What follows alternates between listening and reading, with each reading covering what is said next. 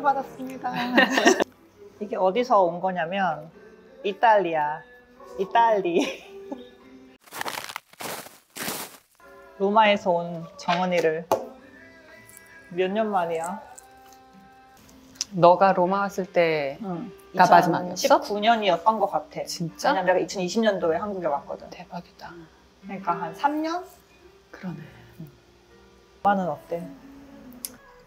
그러니까 로마가 관광객도 많고 뭐 카오틱하고 그런 것도 있지만 사실 날씨도 좀 좋은 편이고 음식도 맛있고 식재료도 싸고 살기는 좀 진짜 좋지. 그리고 이제 나는 근데 회사 가까운 데 사니까 한 15분 정도 걸려서 걸어가잖아. 사실 그러니까 또 좋다고도 얘기할 수 있는 것 같아. 이번에 유럽 진짜 더웠잖아. 이태리는 건조하니까 그냥 그늘에만 들어가면 35도까지도 그냥 괜찮다? 근데 진짜 이번 여름은 38도가 막 한 일주일 정도 지속되고 이러니까 잠잘 때 막 너무 더워서 못 잘 정도로 이제 니카라과에서도 이렇게 안 더웠던 것 같은데 또 가뭄 그 북쪽에 가뭄만이 생겨가지고 막 요번에 하는 뭐 농사짓는 쌀이랑 그다음에 포도랑 그래서 뭐 와인도 비싸질 거다 이러고 그리고 토마토도 잘 안 돼서 토마토 거기는 캔으로 해서 많이 먹잖아. 파스타 소스 같은 거 만들 때 그것도 엄청 비싸질 거다. 심각하지. 지금 시칠리아에서 아보카도 생산한단 말이야. 더워져서 그만큼 가능하거든. 지금 더워서 트로피컬한 푸드 아이템들을 생산하는 나라들은 그럼 나중에는 정말 어떻게 되겠어요? 사막화가 되고. 맞아. 너가 하는 일이 중요하네. 로마에 몇 년째 지금 있는 거야? 지금 5년 반 넘었지. 20살에 만났잖아. 근데 지금 근데 막 너가 그때 뭐지? 스페인어 하고 부전공이 불어? 한번 바꾼 거 아니야? 맞아. 처음에 정회도 들었다가 정회도 해보니까 재미가 없더라고. 그리고 뭐 경제학도 수업도 좀 들어보다가 그 다음에 내가 이제 생각을 해보니까 난 언어가 너무 재밌고 그 대학교는 클 때자의 학문학자에서 공부하러 가는 데잖아. 그래서 나중에 그러니까 직장 잡기 쉬운 데 말고 그럼 나는 뭐를 공부하고 싶냐를 나한테 물어봤을 때 언어를 더 공부하고 싶은 거야. 그래서 불어를 했지.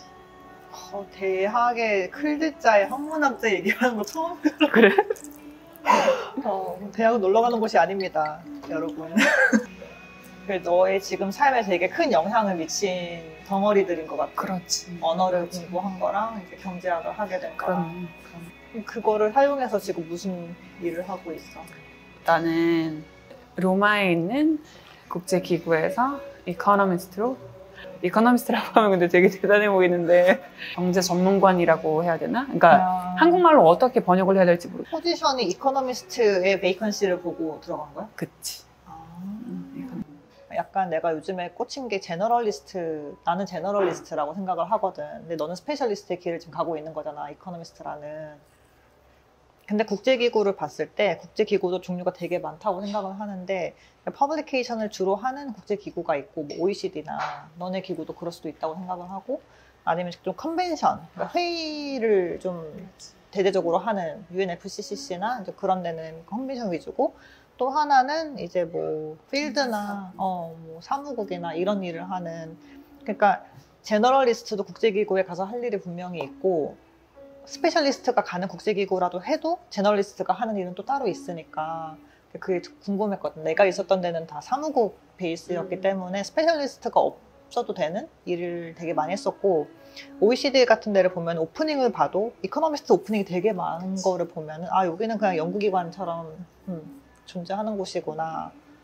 너네 기구도 약간 그런 건 아닐까? 라는 상상을 했었거든. 지금 일을 이제 한 거의 이제 6년 해가니까 스페셜리스트가 되어버린 경우인데 그러니까 지금 하고 있는 일이 Food Security Analysis인데 그 Food Security에 네 가지 보통 필라가 있다고 얘기를 하는데 그게 이제 Availability of Food, Access to Food, 그 다음에 utilization of food, 이건 먼저 약간 좀 뉴트리션에 관련된 거고, 그 다음에 이 세 그 필러들의 stability, 어떻게 이거를 sustainable하게 계속 이제 운영해 나갈 수 있을까, 이제 이건데, 나는 중남미의 시리얼 생산량을 예측을 해서, 그럼 이제 availability of food가 얼만큼 될 것이다라는 거를 예측을 이제 봐.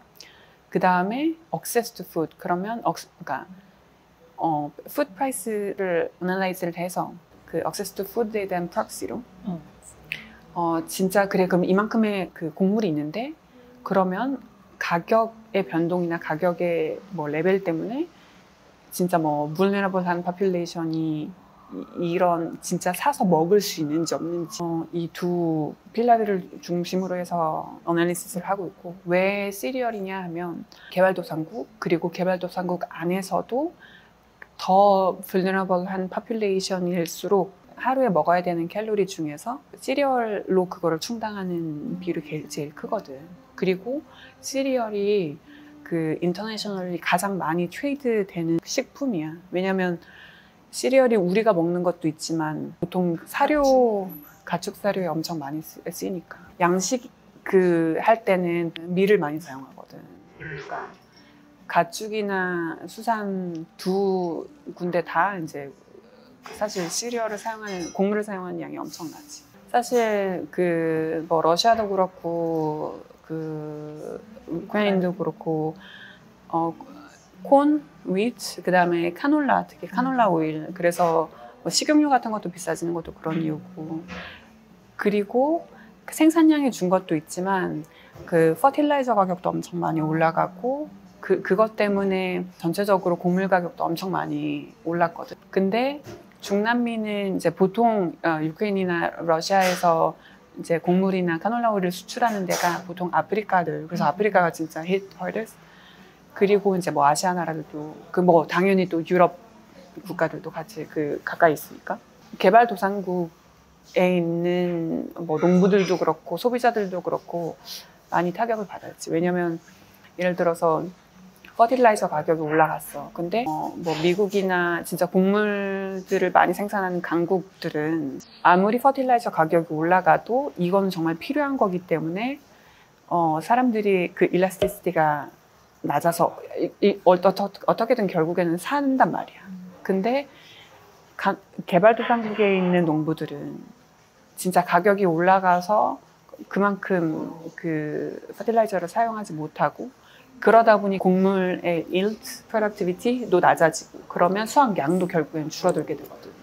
지금이 유기농으로 전환해야 될 기회 아닌가?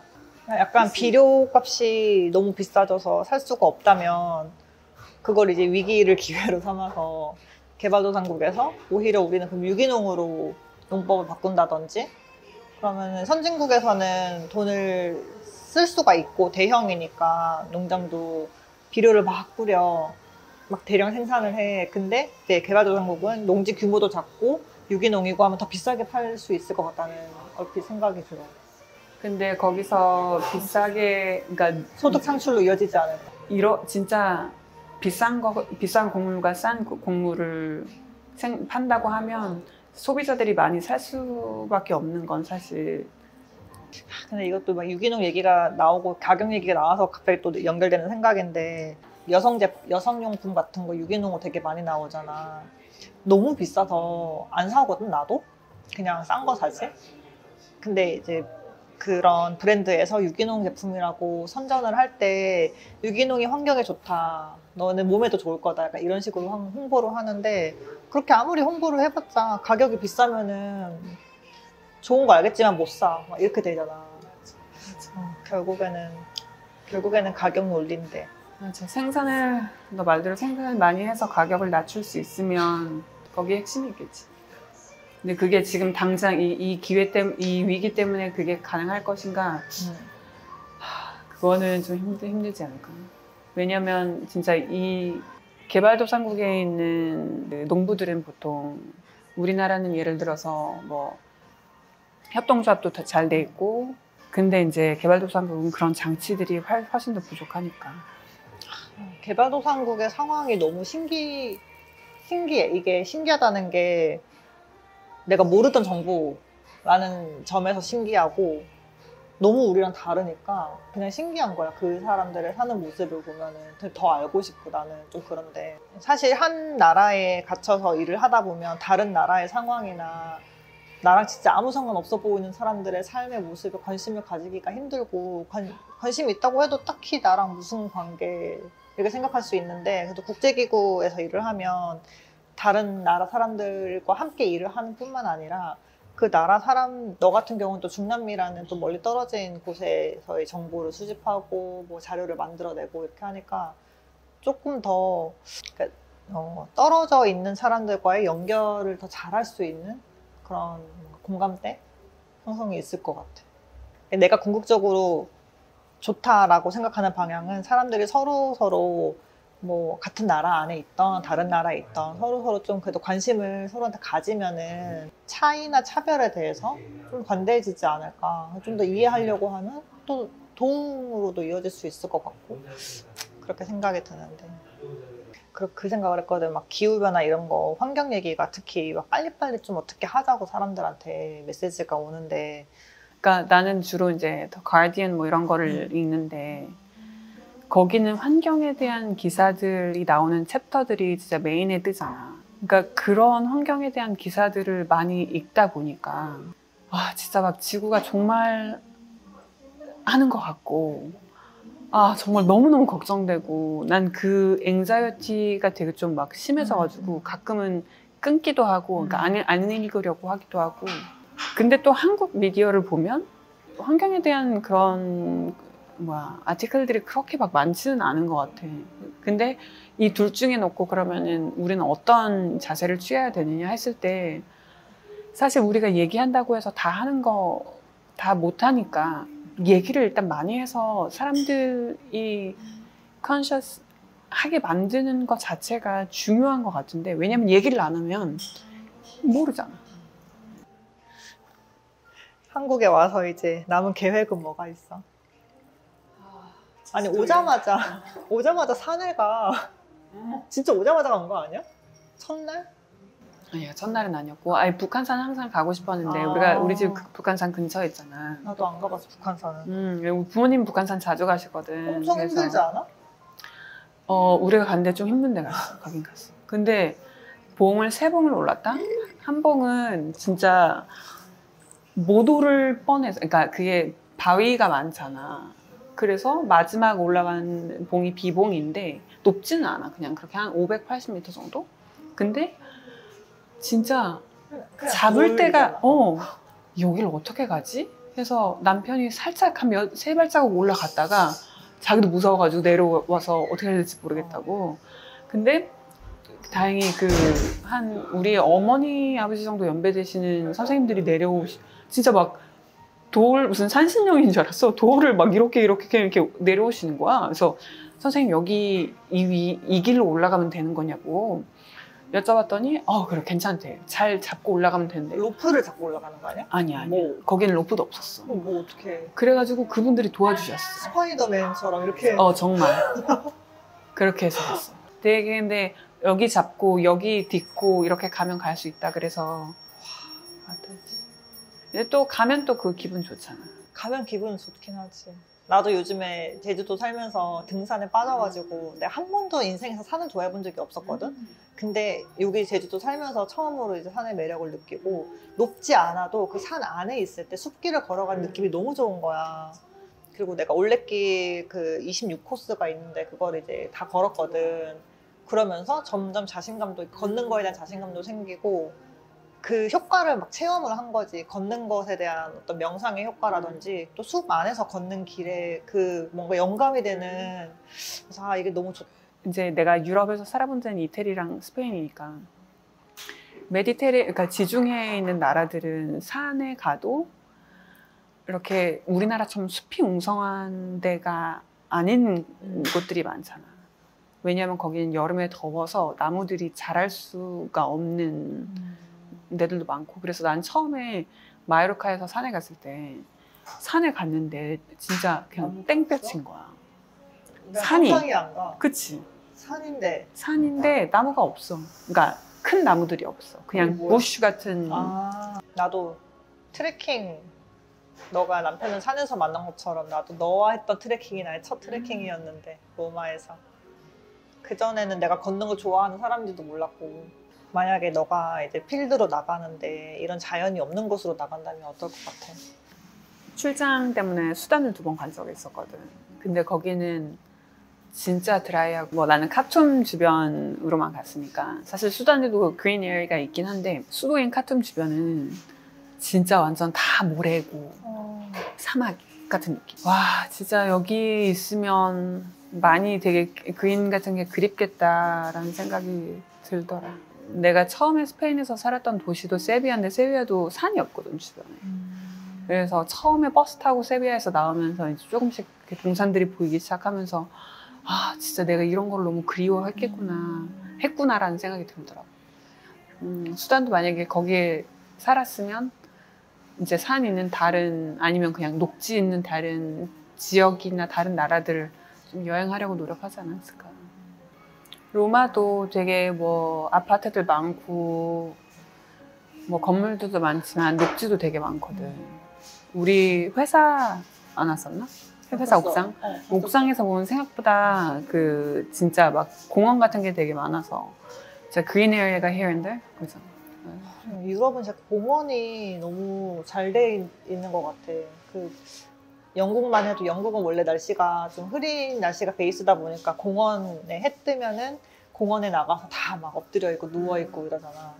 그만큼 소중하니까 그 시간이. 그런 시간도 있고.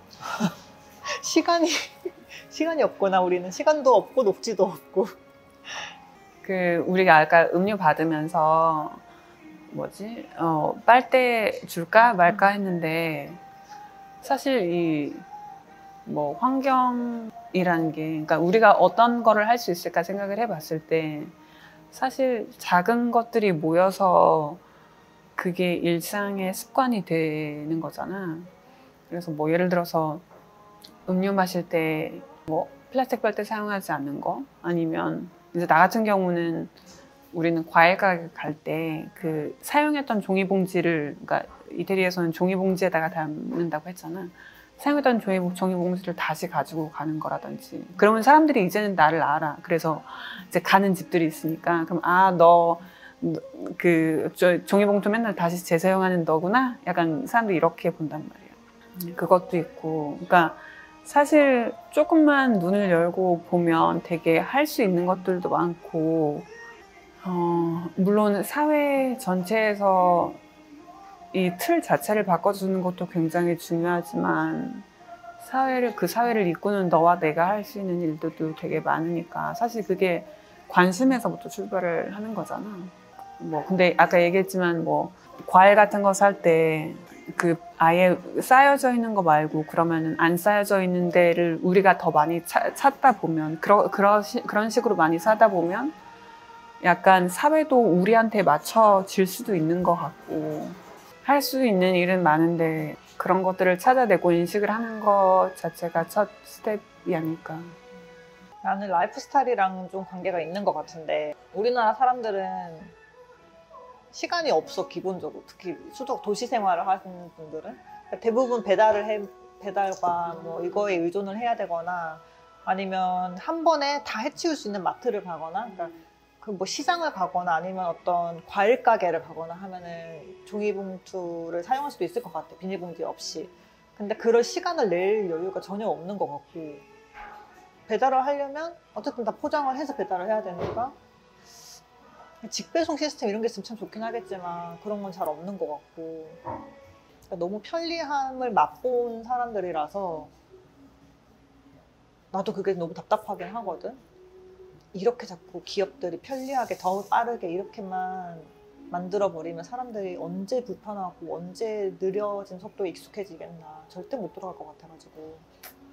네, 그거 관련해서 되게 재밌는 기사, 그러니까 컬럼을 읽었던 게 기억이 나는데, 그래서 우리가 그렇게 편함과 얻어진 시간으로 결국에는 뭐를 하고 있냐, 책 읽냐? 그것도 아니고 다 인스타그램하고 틱톡하고, 진짜 네가 더 확보한 시간이 그래서 정말 밸류able 하냐.